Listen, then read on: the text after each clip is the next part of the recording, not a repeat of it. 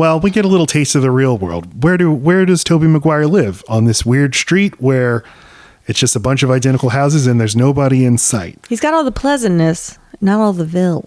There's like, we can see even the real world of this movie is also trying to sort of recreate a sort of safety and cozy suburban aesthetic. This goes to my snow globe idea. It's the entire town is surrounded by mountains. So the whole time you feel like you're protected. Even in the real world, you're in this little bowl. You feel like you're in a bowl of soup. So it gives you very Truman Show vibes. Can I ask, we're supposed to be rolling our eyes at like the modern day narrative, right? I mean, they're trying to show how shit it is. And I feel like they hit on all it was just a shit back. I don't know. I feel like it's really over. Wait, to be clear, so the stuff that's in the 90s. In the 90s, the modern day story of this movie, they're showing you all these examples of how just deprived and not wholesome our reality is. And like, is the audience supposed to be agreeing with it? The audience who is also in the 90s looking at it like, yeah, we do that. Yeah. I don't know. I don't either. I don't think so, because I think they would lean more into it. I think there would be things like, I think like you'd see like more tattooed teenagers and I guess to show like how different things are now. I know I'm not supposed to think Tobey Maguire is cool, but I also don't buy that the sister is cool. There's nothing about her friends or her that reads as cool. They just seem like a small clique of friends who are down for Bone Town. But she's Reese Witherspoon. Yeah, I mean, there's that. So they just don't give her like the hottest of friends. The teenager stuff is not very well observed. I mean, she's like, you're going to watch the concert on MTV tonight? Right. That was like, okay, that's a 45-year-old writing that line. But we do meet Tobey Maguire at school and we think he's talking to a hot chick, but it turns out I hate this scene. He's not. Well, I just wanted to point out that basically in Spider-Man, the exact same thing happens. Oh, okay. Which is, you think he's talking to somebody, but then we cut away and realize they're not even standing near each other. Are you telling me that a member of the Pussy Posse is afraid to talk to real girls? So he demands in his writer before signing on to a movie that he be 500 yards away from any hot girl that he's going to speak to. Is that what you're telling me for this movie? And Matt, whoa, that's so weird. Waving at MJ. God. She knows me. Yes. He just spliced in. It cut from Pleasantville to the Spider-Man movie, and I was not ready. Nope, she's waving at her friends, not me. All right. David likes to watch the show Pleasantville. He doesn't have that much luck with the ladies. What else do we know about him? Well, he seems obsessively into whatever he's into that makes him feel safe. That is his... He seems like he feels unsupervised. And so he seems like he's taking on the mom and dad from Pleasantville as like his surrogate parents. He's just bouncing around. He's untethered. I was going to say untethered. That is what it feels like. I mean, his parents seem to be going through a relatively recent divorce. They're definitely not, maybe because the kids are kind of older, they're not being protected from like the adult talking and discussions around their parents no longer getting along and not living in the same house. But we need to get... He seems cool enough. He's got one friend. The friend's normal. Yeah, and the friend indulges him in his Pleasantville trivia. Yeah. Yeah, I think the movie probably could have done a better job establishing that he's depressed or just something else going on that would actually like attract him to the world of Pleasantville. It truly felt like they threw away this is a movie with a wraparound story that the movie doesn't seem to want. It's like, can we just go to the Pleasantville part? That's true. Yeah. Man, what if the movie started in Pleasantville? Okay, fuck, this would be amazing, but the trailers would ruin it. But yeah, if it starts off in black and white, and better yet, it's in 4:3 aspect ratio, which this movie doesn't do. I wish it had been in a square aspect ratio. And then as things start to open up, the movie could expand out into a movie. Okay. That's good. But if it started that way, and then our introduction to the Bud and Mary Sue characters is these guys and they're confused, that would be cool. Yeah, I don't know how soon you'd have to reveal that shit, but yeah, that would be difficult. Again, you'd have a real preview issue. Yeah, you would. But hey, that's they never cared about that. Jennifer, aka Jen, she's cool. She fucks people, and she and David are twins, but she thinks he's a total dweeb. And then at school, we also have the scenes where we're learning about how statistics show the world is bad and it's just going to get worse from here. Oh, yeah. The montage of the teacher describing how we're all doomed. And now we're living in the doomedness. If only they knew. Yeah, we did have to point out to the 13-year-old that 1998 was the good old days, kid. Our 13-year-old. We didn't just invite a 13. Our 13-year-old. Yeah. So their mom. Bud is eating his. It's a weird on the screenshot. He's got his ribbon in his mouth. So their mom is divorced, Jane Kasmerick from Malcolm in the Middle, and she's going away for the weekend with her new boyfriend. Poignantly, the star of one of the biggest family sitcoms of the time. That must be why they chose her. I don't think it had started yet. I think Malcolm was 99. Let me confirm. Please. Because the people. Well, maybe this is what got her the part. In the audience are like, oh, you fools. It started in 2000. Wow. This is predicted so much.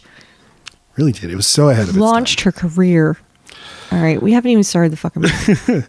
Okay. This weirdo TV repair. Well, fucking Reese and Tobey, they both want the TV because Reese wants to watch the concert with her hot boyfriend and Tobey Maguire wants to watch the Pleasantville Marathon. They break the remote. Because he's going to win $1,000. He's not, You can't turn on. This is a new TV. It's a Zenith. You can't operate it without a remote. They break the remote.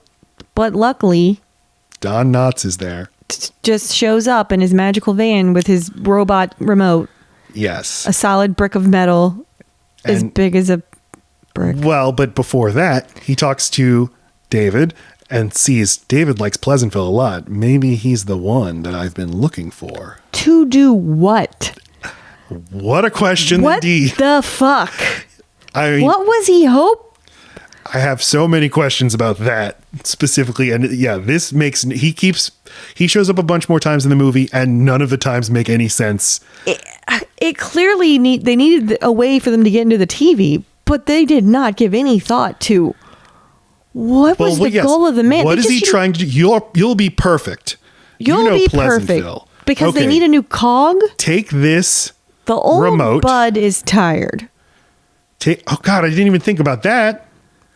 Like he didn't need to like rejuvenate the city. It was perfect as it is. He said he'd been looking for years for someone. All the characters in the TV show need to get replaced by real world people. Oh, and they're all just playing and Bud, because he's a main character, he's one of the hardest ones to replace.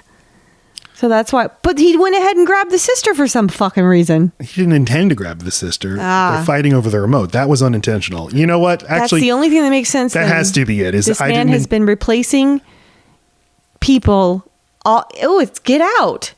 They're all just people who are assuming bodies and pretending to be white people they're not. Holy shit! It's a form of torture. Yeah. Or it's like an afterlife. As you die and you have to go into a TV show. That is, black people have an act white. In white bodies. Like what? Get Out. Uh-huh. Oh, you're saying... That's what I'm saying. Like, they're literally inhabiting the world that society thinks is the most aesthetically pleasing and wholesome. And isn't it pleasant? But we do need bodies. We do need youth. We need you guys to come on in here and regenerate these bodies. Yeah. You just can't use your own. But they do use their own. The world does change. That's true. The pictures change. It's not like Quantum Leap, where everyone sees... Which is a show that is coming back, oddly. I feel like it doesn't need to. Something's coming back. But wait, okay, so Don Knotts, he wants to give Pleasantville a little nudge or something. Whatever the fuck. And my question was, can they use this remote to go into any TV show? Or does every TV show have like a Don Knotts character, a god out there, like advocating for its interests? And then could you go into any TV show? Could you go into the news? And if you went into the news... like local being filmed now. And if you then went into the news, what would you see? You'd see the news desk, but you wouldn't see like producers and stuff. You would just see an empty room with just a news desk. Because if I get you. The world is populating itself with stuff you see on the TV, it's not important. They get sucked in. They freak out, but get over it kind of quickly. I've always felt that. Like, they're freaking out too much. In a sense that it's like, your mom has already called you 3 or 4 times to the kitchen. Shut up and go to the kitchen. So like they're giving me this stress of like, the mom's going to know you're not real. The mom's going to know you're not real. But then I also think, why aren't they freaking out more? It's not a satisfying getting sucked in moment. And the unsatisfying answer is because the movie needs them to not. I mean, we need to have a story. I mean, there's a degree to which you're creating a fantasy world, and you can kind of get by if you just like address it, yada yada yada over lots of stuff, right? And then the audience just needs to be like, okay, I accept it. I'm not going to have answers to all of this, and that's okay. Or you can be like, have like a George R.R. Martin world where everything is explained and everything has rules and everything has geography and stuff. So I kind of like this fantasy world, but they do seem to get over it very quickly. But what else can they do? Let's see how they react upon entering Pleasantville. Oh my God. What happened? I'm not sure. Hi, sport. Hi, Muffin. Better get a move on. You'll be late for school. What did you do? I don't know. Ah! Look at me. I'm pasty. Wait, you have an interesting point there on that slide. Mm-hmm. Go back to the slide. Sorry. The parents are ready for them to eat breakfast because you got to eat breakfast before you go to school. And of course, it's a giant breakfast that includes a ham steak. And then after they wolf down this breakfast, they're walking to school and Reese Witherspoon says, oh, that like hog fat, I can feel it in my stomach, which means that people in this universe like do have to shit. I'm going to stop you right there. Uh-huh. No, because the polite ways of the 90s sneak in here. Okay. It's showing their limitations as current people. She says, I'm going to hurl. They refused to make a female character say they need to take a shit. In the 90s, you did not do that. So she is running to you're allowed to throw up or have funny diarrhea as a man. That's it. You're not allowed to have a casual shit as either gender. You make a great point as any gender. You make a great point. Just in showing that people's bodies kind of function at all does seem to suggest. It's suggested, but it's funny in a movie about sensibilities, in a movie about what's polite to put on TV. It's funny that the sensibilities of the time it was made looks dated and not with the times and not loving to humans. Do you think that a movie today would have a teenage girl say, I need to take a shit? I know it does. It really? Has. Yeah, I think in Booksmart there's that. That's what I'm saying. Like, we've done such a good job now of like normalizing things that we were supposed to pretend we didn't do for years. It made it all so much harder to just be a human. And now movies are doing a much better job of like, just normalizing regular crap. Too much. We need to go back. Oh, Jesus. We meet the parents. We have Joan Allen as Betty and William H. Macy as George. What a star pair these two are. And I just wanted to note that Lacey's grandmother is named Betty and my grandfather's name is George. How about that? Wow. Yes. Joan Allen had played Tobey Maguire's mom in The Ice Storm the year before. Did you see The Ice Storm? No. That is another sad period piece movie. No, thank you. Where Joan Allen plays a swinging mom. Is it snowy? There is snow. Then I wouldn't have seen it. I mean, there is an ice storm. And I think this might have been... Wait, but Fargo's there's snow and I love it. Damn this snow. No, I know. Your rules they make no sense. No. There's no consistency. This might have been the first like movie William H. Macy makes after Fargo makes him into sort of a star. I mean, he'd been around for a long time, but suddenly everybody's talking like Jerry, which I don't think I just did. No, you sound like Peter from Family Guy. Oh, wait, no, Paul Walker. He's from Fast and Furious. Why was I because he does play a douchebag in at least one or two teen movies around the same time. He's in She's All That. He's a total ass. I've never seen She's All That, but I think I've times. only ever seen Paul Walker in the Fast and Furious movies and this movie, but he shows up and I'm like, oh, hey, Paul Walker. And he's it makes me sad now. Wonderful in this movie. And I didn't even think of him as the Paul Walker that's dead. Yeah, he's dead. I know, but I didn't think of him that way until just now. It's not fair. I was getting really popular, and Debbie Russell had transferred to another school, and my skin was really great since March. Mark Davis was finally starting to come around. Hello, Mary Sue. Look, he's in a car. That's true. He does dangerous things in a car in this movie, too, with vagina. What's all the commotion? Where's the cat? Meow. Where's the cat? All right. Totally. Right. I'm always cruising for pussy. Am I right, Tobey Maguire? Get it? He knows. He knows. Jen, Man. you know, this is what turns Jen around, because before then, No she one to said, bone. we're in Nerdville. Yeah. And I wrote that down. I was like, that is, whew, damn. Damn. Shit. We are in Nerdville again. Burn. And you got to let it settle in. There are dorks here. So Mary Sue / Jen. Wait, her name's Mary Sue, and so is the name of the mom's character in the movie she's known for? Mary Sue. What? Oh, it's Peggy Sue. Okay. The mom from this movie is Peggy Sue. Sorry. Well, hey, she didn't play Peggy Sue. Oh. She's just in the movie Peggy Sue. Ugh. Okay. Okay.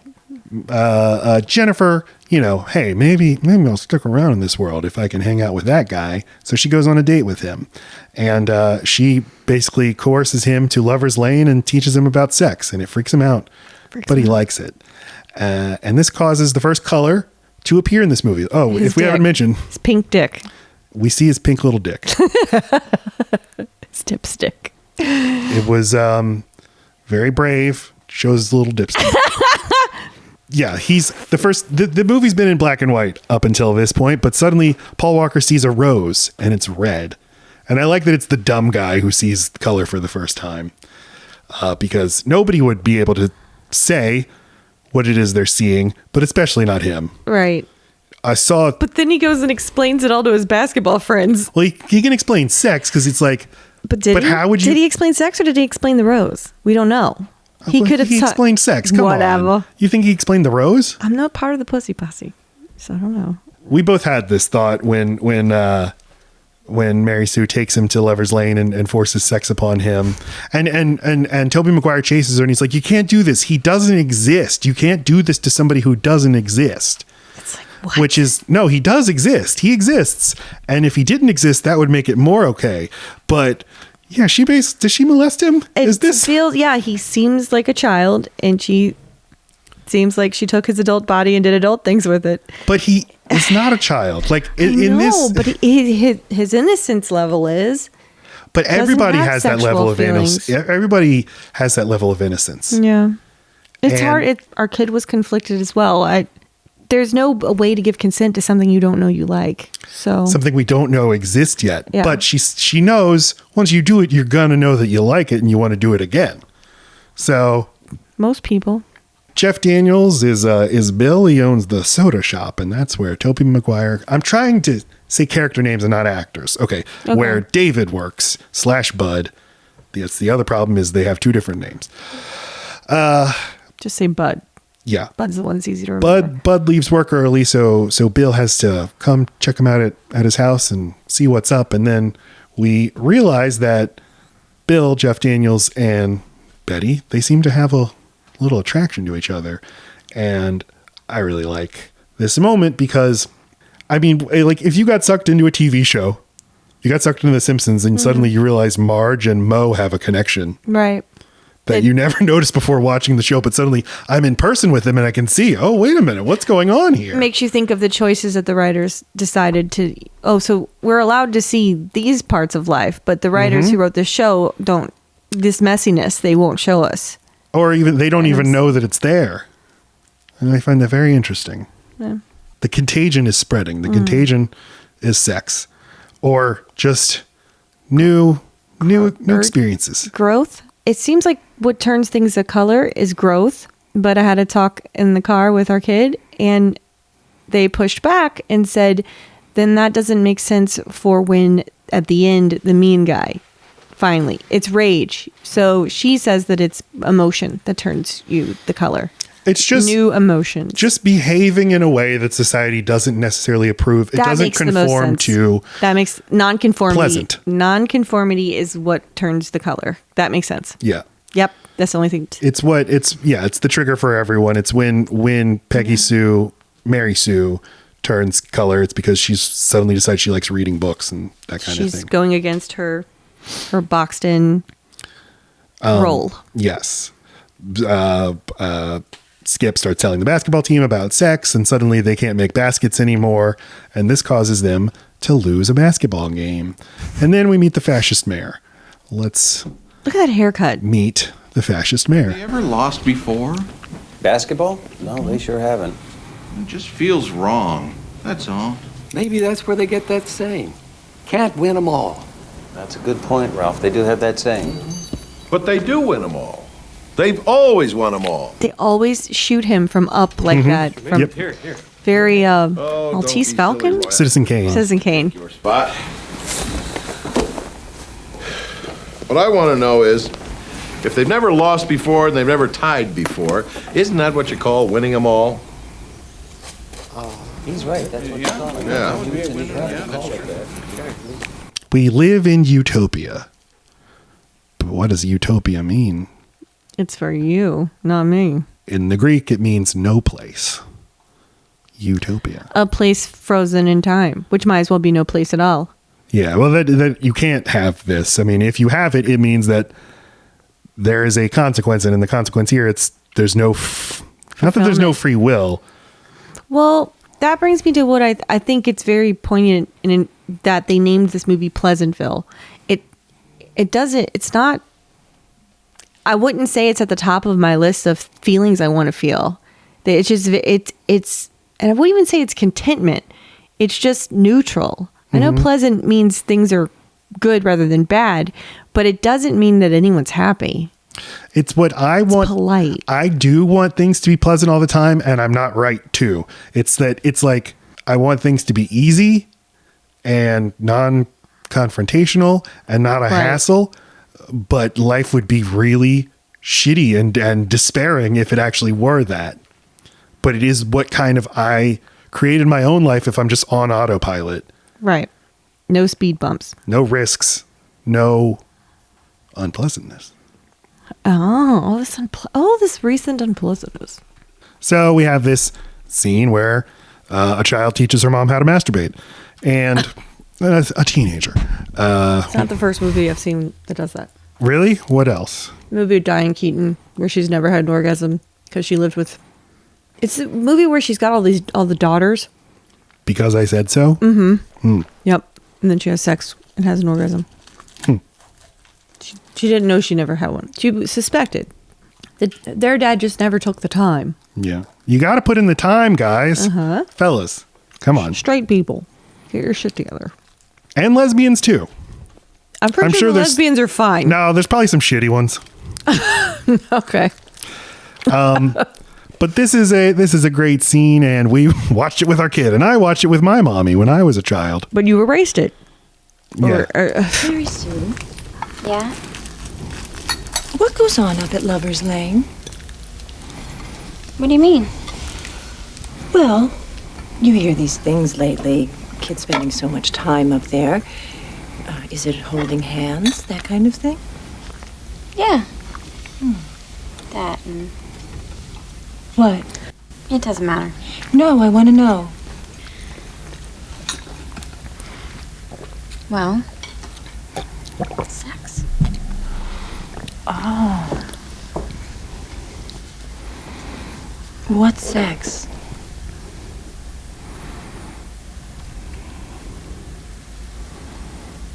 You sure you want to know this? Yes. Okay. Well... You see, Mom, when two people really love each other very, very much... We have another scene in the movie where Bud is sort of teaching his father I don't remember exactly what it is, but we have like sort of a parallel scene where it's like a son teaches his father something that you would generally see the reverse of that in a television show such as this, and it's kind of like a wish fulfillment of being able to recreate a 50s or 60s where parents listen to their kids rather than or the kids are them. thought of as having something valuable to say. something worthy of listening to. They're allowed to know it all, quote unquote, which is what we were always accused of as kids who are precocious and smart. You just think you know everything. Yeah, my God, yes. So, The metaphor is, it's expanding. It includes feminism now, or even just women are people too. a lot of Bible references. Yeah. They have the Adam and Eve part And then she masturbates and literally there's a burning bush after. Oh, that's true. Yeah. And I was kind of, oh no, I'm not gonna say it. Please don't. I was also thinking about this as a metaphor for communism, which is what they would have been afraid of in the 50s. And there are movies like Invasion of the Body Snatchers where something like an alien taking over the body of your neighbor and you not noticing, but suddenly they're acting different. And hey, it could happen to people you love. It could happen to your wife. It could happen to you. Suddenly people are just a little different. They're not quite themselves. And you can also read it as, people suddenly being aware that it's possible that they're gay or that they're trans. Right. That they have never felt totally comfortable in their skin, or that there's something off, something missing, something they're not getting. Mm-hmm. And it just takes someone letting you know there's possibilities to realize that that's what you've been waiting for. Mm-hmm. But it's an intellectual contagion because it's about an idea, and an idea is spreading. And obviously it's like the Garden of Eden story, and they get very ham-handed about that, where they have a apple that's red while the rest of the movie's in black and white, or at least the rest of the screen. And then suddenly we have books that are being filled out because Bud/David read books in the real world. And it starts with, so now there's all these, the world is opening. Mm-hmm. And we talked about that the teacher talks about Main Street and Elm Street, but very importantly, we did not explain that it literally is their entire universe. We didn't say that. Yeah. There's nothing outside of Pleasantville. Yeah. At the end of Elm Street is just the beginning of Elm Street. Mm-hmm. So, right. Snow Globe. This movie was the first movie filmed in color that was then scanned and digitized and then had the color removed with a desaturation effect. I think it shows. I don't think this is a very good looking movie. It just doesn't look like real black and white. And especially once the color comes in, it really does look like something you would do in iMovie or something. They start to look like painted people, but it doesn't bother me. It doesn't take me out of it. These things always affect you more. The look and the sound of something. I think it works. But once, like in the screenshot we're looking at right now, it just looks too much like an effect. And looks, yeah. They look kind of alien. They don't look like people. But maybe that is, maybe if you took black and white people out of anything and put them in a color story, this is what it would look like. David and Jennifer are the only ones who aren't turning colors, and I guess this is supposed to be their arc. And then Reese Witherspoon is just gone from the movie at this point. This is the part of the movie that I think one of the things that doesn't work. For the most part, I like this movie a lot, but I think stronger characters who go on a more defined journey would maybe give you a little more to hold on to. But everybody, or at least all the young people, seem like they're turning colors, and now there's going to be a backlash. George, the father, comes home and his wife is not home. His dinner is nowhere to be found. He freaks out and he goes and meets up with his bowling buddies at the bowling league. And we have a scene that I describe as the beginning of the conservative movement of American politics. I came home like I always do.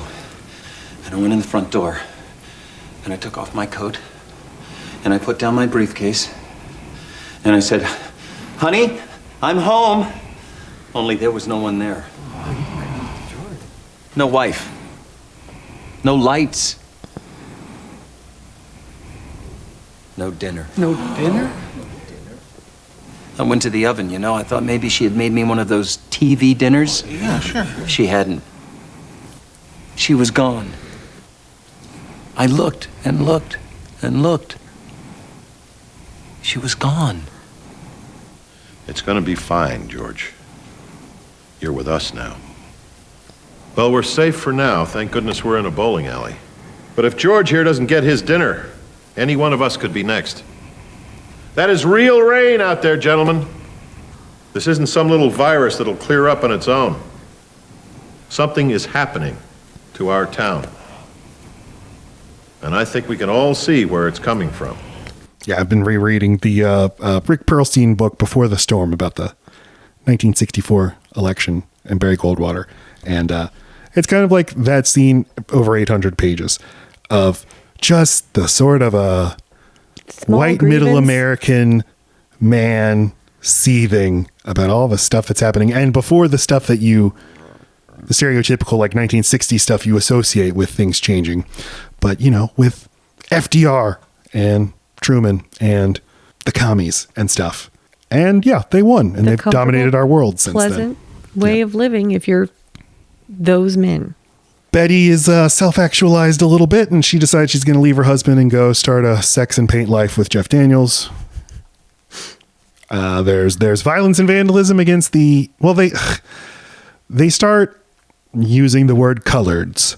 Now, this movie, there's no non-white people in it, right? There's not a single black person or Asian person or anybody of any color. Nothing. Other than white. No one of Asian descent. And I guess if you had included black people, who were around in the 50s, and even were on TV shows. Right. Maybe it'd be interesting if you had a black family who were also part of that. If there was a black man in the bowling club who agreed that things are going too far. But then, the metaphor starts to get messy. Yeah. And they are trying to make a point about that suddenly the people who are in color, they're calling them coloreds, and they're vandalizing their businesses and stuff and having segregation. You can't come in here if you're colored. And on the one hand, race as a category is totally arbitrary. There's no biological definition of race. It is a category that comes from history, from historical, political circumstances. So it's valuable to just show how arbitrary it is. On the other hand, if you remove all that history, people don't spontaneously change races. As in this movie, suddenly I was in black and white. Now I'm in color. So you have the sort of body horror part of it. And then they're not bringing with them a history of oppression. Of oppression, yes. Right. And hiding. They never had to hide before. Mm-hmm. They never had to not be who they were. They just all of a sudden are something. And that really speaks to the white fear of it, and the cis fear and the straightness of the people. Anyone who's got just a speck of other interest or in a different sexuality and a different gender or whatever, that they're the ones who are screaming that there's grooming happening and that it's some sort of contagion. And they are worried that their completely normal self could just turn into something that they don't like because of something spreading. Mm-hmm. When really there's probably a bit of that already in them, and they are just resisting it, where someone who doesn't have feelings for someone that's not their gender, or feelings of that they are not the right gender, aren't worried about any sort of contagion or someone doing something that flips a switch. It's just not.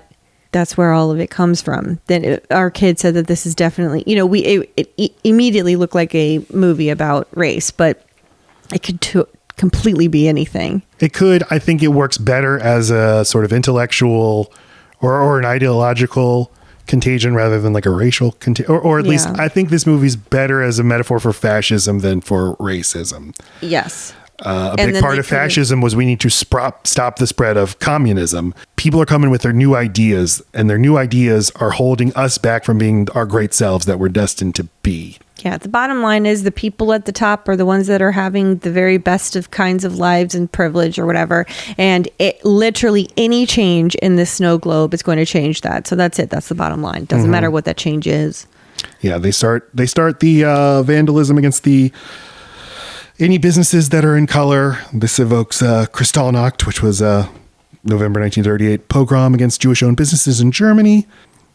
We keep getting check-ins from Don Knotts. He's the most feudal god ever. Is that the right word? Yeah. Or he's stuck in a TV. Impotent god. Impotent. Yeah. Stop it. He's like, hey, Tobey Maguire, what are you doing? You're not doing what I wanted you to do. But what did he want him to do? What did he want him to do? And what makes it even more confusing is then at the end of the movie, when Tobey Maguire goes back to the real world, Don Knotts is like, he smiles and then drives off like, my work is done. What was your work? He was there I must have checked out. No, he's in his truck on the street. Yeah, I got it. Yeah. But at the end of the movie? Uh-huh. What the fuck? Yeah. Bud and Bill, the soda shop owner, who's starting to get really into painting naked women in murals, they get arrested and they have a trial that's held at the Chamber of Commerce, presided over by the mayor. And Bud gives this impassioned speech and then turns his dad color and the mayor color, and all is saved. Thank you. Thoughts? Color savior. Yeah. Thoughts? Well, it had to in some kind of way, didn't it? And then suddenly there's color TVs. Well, yeah, but in place of Don Knotts. only Don Knotts was ever showed on these TVs. Oh, okay. The god that was trying to keep things So now the same. instead of God, we have the outside world. And We need to move past God. Well, it just lets Tobey Maguire know that Bud know that he's safe to return to. He's not in trouble anymore with that man. That man who had the power to put him in this place. So he knows when those TVs are full of something else that he's erased that man, not that man can take him out of this world anytime he wants. Okay. Yeah. I mean, the only time they show these TVs is to check in and to make the imposters, the invaders, know that they're fucking up. And then they show the TVs again when everything's okay. Okay. Yeah, that tracks. Thanks. But it is a woman thought. Stupid. We had a bit too many of those. Reese Witherspoon, aka Jen, is going to stay in not Pleasantville, because she's going to leave Pleasantville and go to college in this alternate 1958 world. Right, she's going to stay in this timeline. Why? Because there's less women doctors at the time, and she is legally blonde. Oh, no. I'm crossing. Legally Blonde takes place in the Pleasantville universe. Yes, that's the only way she could have PCU. become so successful. Yeah. All right, well, David, he leaves. He gets out of the TV. How? And he uses his remote. Oh, I missed that part too. No, I don't know. Now Don Knotts allows it. So he's out. But his sister isn't. And Toby goes up to his mom and he's like, our sister's dead. Right. But a really old lady now lives next door who knows all of her memories. Yeah. Maybe, only an hour has passed in the real world, even though it was weeks in the TV world. So maybe at the end of this weekend, Jennifer will come out of the TV screen. She'll be several years older.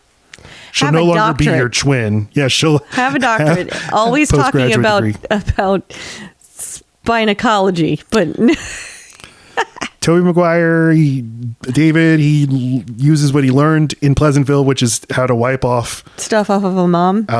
Very sensually. So sensual. Very tenderly. Stop with the words. And his mom is like, how'd you get so smart? How'd you get so good with a Kleenex? Well, you know what you're doing, son. Oh, God. And our last shot of the movie is, I think, the most sort of reality bending shot, because we have me and my kid figured this out this morning. Let me hold on. Explain it. Is we have George on a bench next to, and they're both in color, next to Betty, and they're both happy. And he's like, "What's going to happen now?" And she's like, "I don't know. What do you think's going to happen now?" And then the camera pans back over. There's no cuts. Pan back over, but suddenly it's Jeff Daniels sitting there. It's Bill, the soda guy, and he's like, I don't know.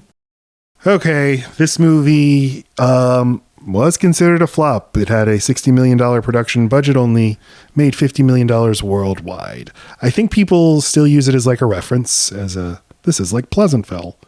And I noticed doing research that a lot of stuff was written in 2021 when WandaVision came out.